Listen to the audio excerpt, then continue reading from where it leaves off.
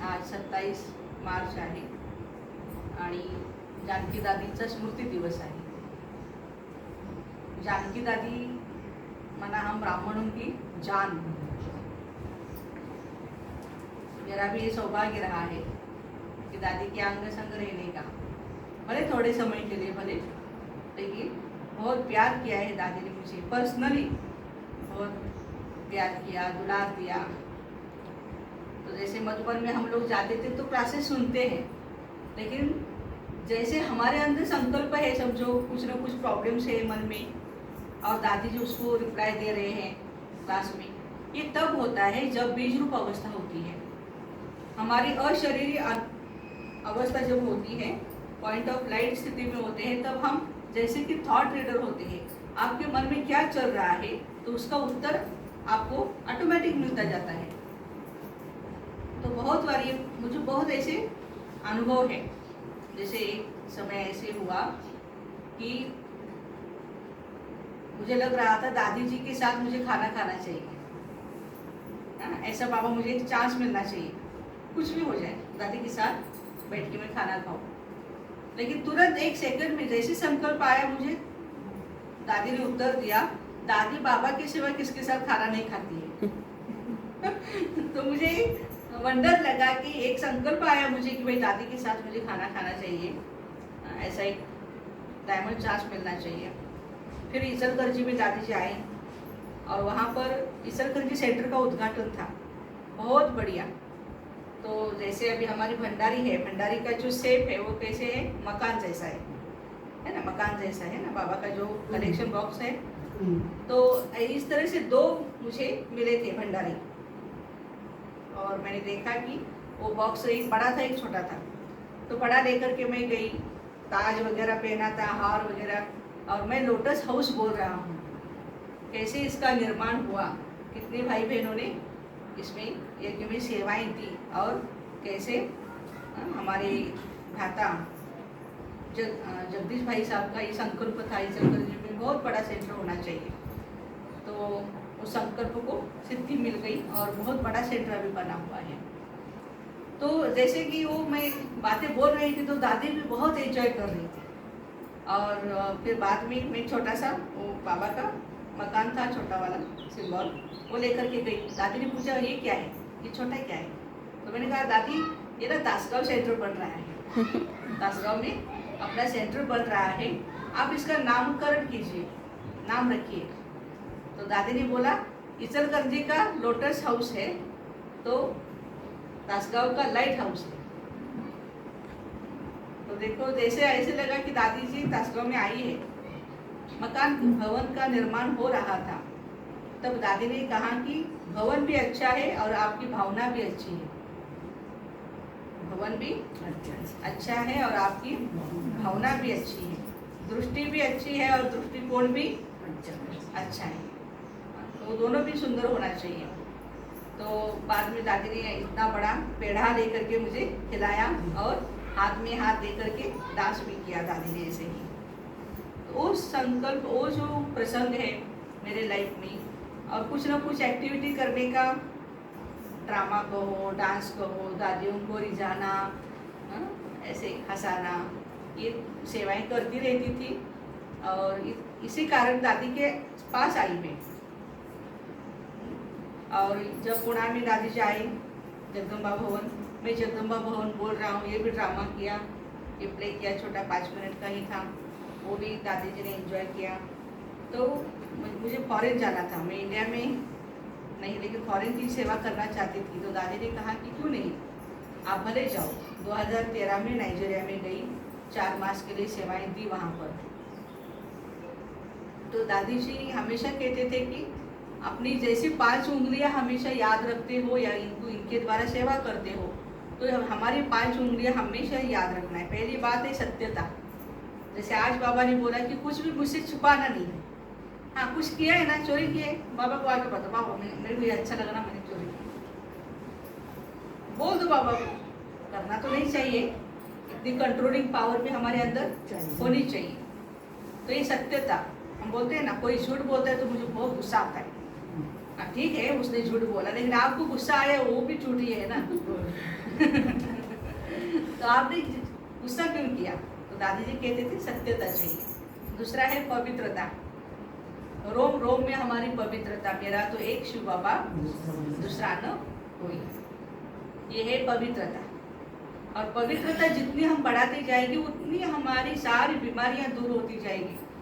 देह की हो, तन की हो, मन की हो, धन की भी हो, धन कमी हो। आप ये अंडरलाइन करना, जिसके घर में पवित्रता है उसके घर में धन की भी बहुत आना होता है, धन बहुत बढ़ता जाता है उस घर में। लोग स्थूल पे धन, सूक्ष्म में नहीं बात कर रही हूँ, स्थूल धन की। पैसा भी किसके पास आता है? जहाँ पवित्रता है, लक्ष्मी उसके ऊपर प्रसन्न होती है, ये लोग पवित्र है, तो उसी घर में वो रहती भी है, आराम करती है लक्ष्मी। लेकिन जिस घर में पवित्रता नहीं है ना, उस घर में लक्ष्मी आएगी भी और तुरंत जाएगी भी, रुकेगी नहीं, वहां पे ठहरेगी नहीं। तो पवित्रता दूसरी बात है। तीसरी बात दादी जी हमेशा कहते थे, नम्रता होनी चाहिए हमारे जीवन में। जितनी हम नम्रता रखेंगे उतना आगे बढ़ते जाएंगे। ऐसे नहीं मेरे को सब कुछ आता है, मैं ही शानी हूँ। आप शाने हैं तो बाकी लोग भी बहुत शानी हैं। लेकिन हमें नम्रता से चलना चाहिए। जितना हम बड़ों से हांची करते चलेंगे उतना बड़ों की दुआएं भी हमें मिलती जाएगी। तो तीसरा है नम्रता। चौथा दादी बोलते थे हमेशा मधुरता, स्वीटनेस। ऐसे नहीं काम के लिए खाली माता जी इधर आओ, ये काम कीजिए, आप बहुत अच्छी है, काम के हिसाब से नहीं, लेकिन हमेशा के लिए अपनी वाणी मधुर होनी चाहिए, स्वीट होनी चाहिए। हमारा व्यवहार भी मधुर होना चाहिए। और कुछ ना हो, हम व्यवहार तो हमारा अच्छा रख सकते हैं। और पांचवी बात दादी ने बोली, धैर्यता होनी चाहिए हमारे अंदर, धीरज।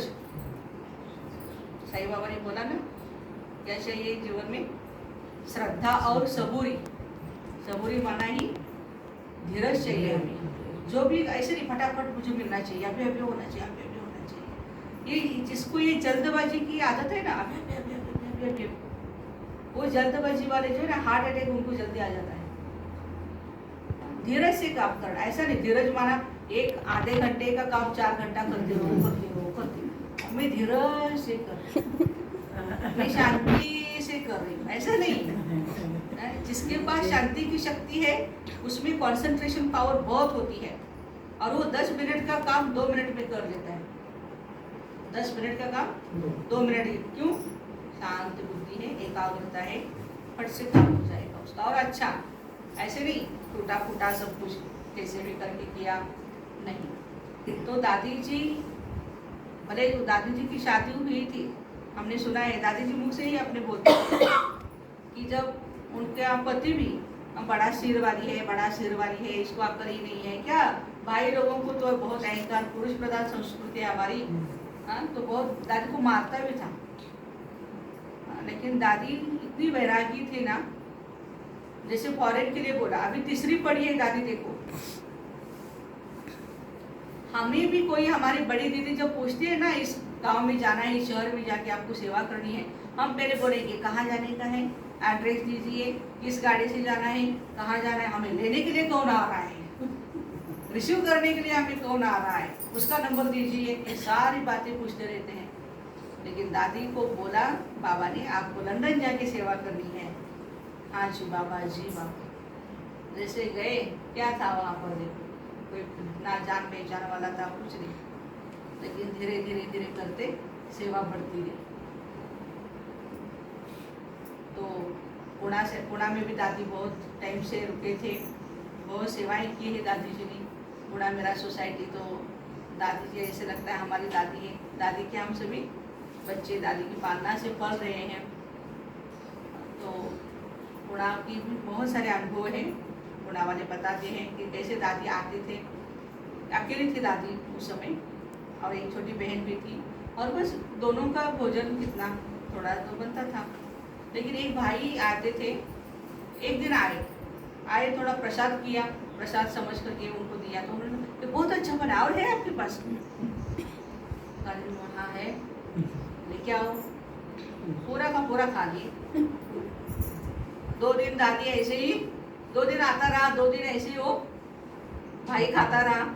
बाद में दादी पानी पी करके सो जाती थी, इतना तो आता नहीं था राशन। तो एक भाई ने उनको बोला कि अरे ये बहन जो है ना, थोड़ा ये आता है उनके घर पे, उतना ही बनाती है, और आप तो सीधा खा के आते हो, कुछ उनको पूछते नहीं हो क्या है क्या नहीं। क्या पता उन भाई को ना, उस भाई को इतना अंदर से लगा, अरे दादी ने तो बोला ही नहीं कि हमारे घर में इतना ही था, आप तो सारा सट्टा मट्टा कर लेते हो, खा लेते हो सारा, हमारा भी खा लेते हो। कुछ नहीं, दादी प्यार से खिलाती रही हो दादी उनको, खाओ खाओ भाई खाओ खाओ। फिर उस भाई ने ना इतना राशन ला के दिया, 1 मास चली, 1 मास 2 मास। दादी ने सारा देखा, अरे इतना लेके मैं क्या करूँ, चलो माउंट आबू भेज देते हैं।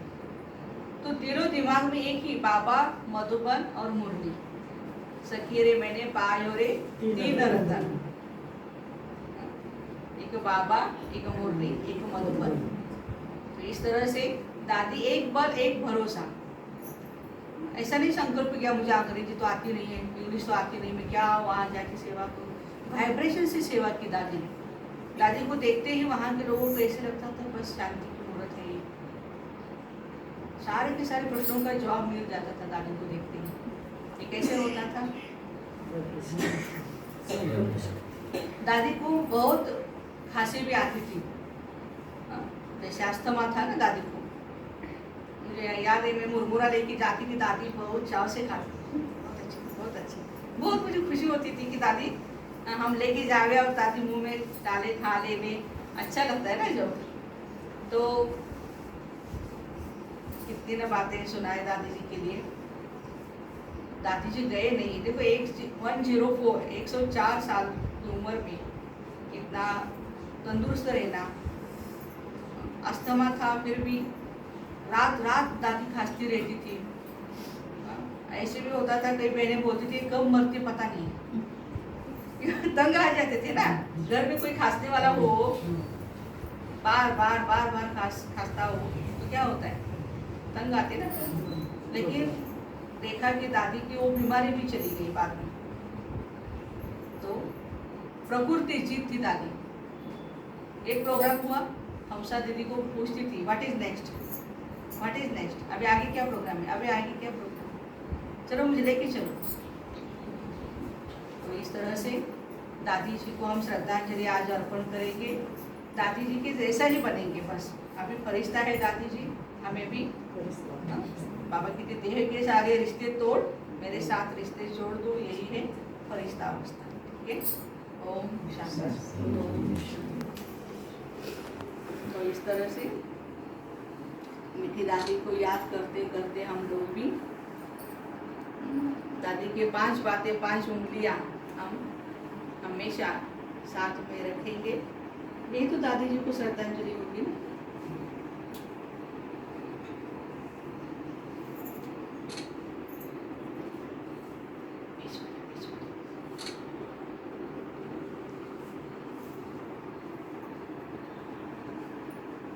ओम शांति।